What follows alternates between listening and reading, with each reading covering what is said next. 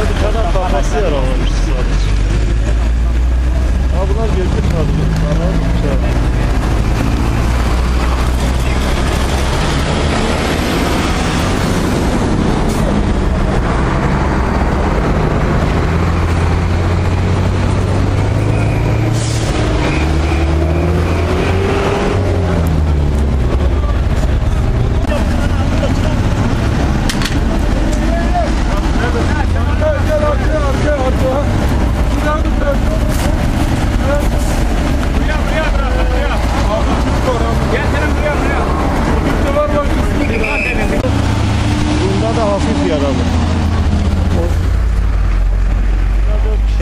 Kaza olduğu zaman olay yerinde değildim.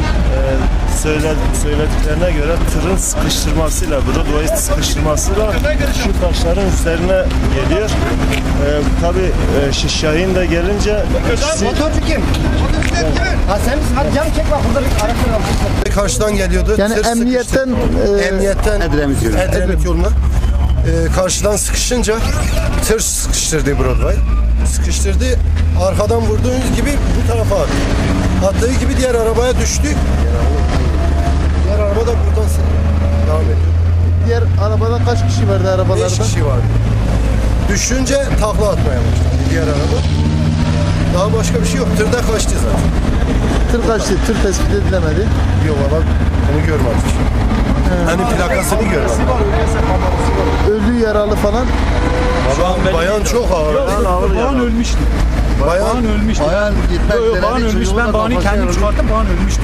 Diğerleri ağır yaralı. Bayan ölmüştü. Bayanı siz mi çıkarttınız? Tabii çıkarttığımdan bayan ölmüştü. Yani bayan gitmişti.